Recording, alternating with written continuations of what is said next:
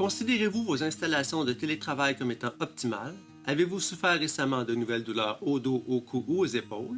Savez-vous qu'à l'aide d'exercices tout simples faits à la maison dans le confort de votre foyer, vous pouvez prévenir l'apparition de telles douleurs? Eh bien, c'est l'objectif que nous avons avec la production de nos capsules de téléchiropratique.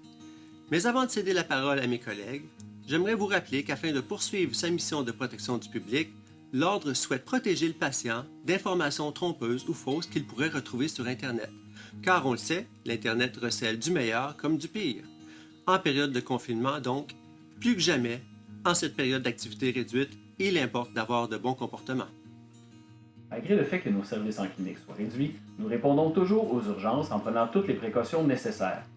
Lorsque les autorités gouvernementales et de santé publique assoupliront les mesures de confinement, les chiropraticiens pourront accueillir à nouveau les patients pour des traitements moins urgents en clinique.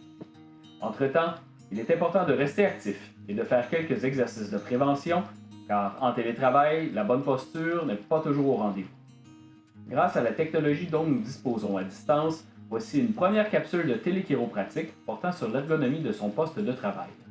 D'ailleurs, sachez que pour toute question concernant la profession ou la pratique, vous pouvez en tout temps contacter l'Ordre. Bonjour! On s'entend pour dire que l'ordinateur portable, c'est un formidable outil de télétravail, mais c'est aussi très difficile de s'installer de façon très ergonomique avec cet outil-là. Donc, je vais vous donner quelques trucs aujourd'hui pour être le mieux positionné possible. En premier lieu, ce qu'on veut, c'est que l'écran d'ordinateur soit à un bras de distance, donc bien approché de sa chaise, pour déposer les avant-bras au niveau de la surface de travail. On veut viser un angle d'environ 90 degrés au niveau du coude. Puisque l'écran d'ordinateur est un peu plus bas que ce qu'on pourrait souhaiter, on voudrait qu'il soit à la hauteur des yeux, c'est sûr que la tête va être légèrement penchée vers l'avant.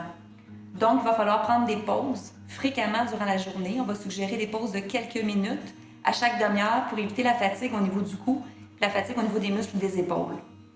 Pour être bien positionné dans le haut du corps, si vous êtes une personne de petite taille, il va falloir mettre probablement un coussin au niveau du siège de votre chaise.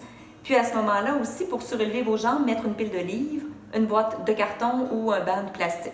Parce que ce qu'on veut, c'est des angles de 90 degrés au niveau du genou, puis au niveau de la hanche.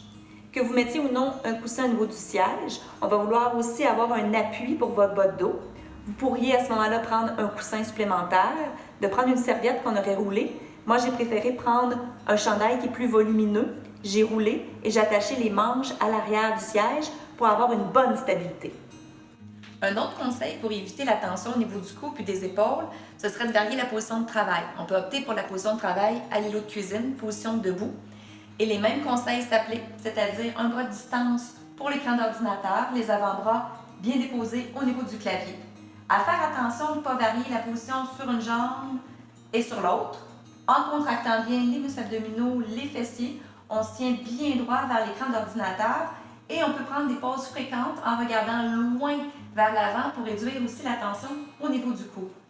C'est bien sûr important d'être chaussé aussi pour diminuer la tension qui pourrait s'accumuler au niveau de votre bas de dos. En espérant que ces quelques conseils vous seront utiles, bonne semaine et à très bientôt pour une deuxième capsule de téléchiropratique.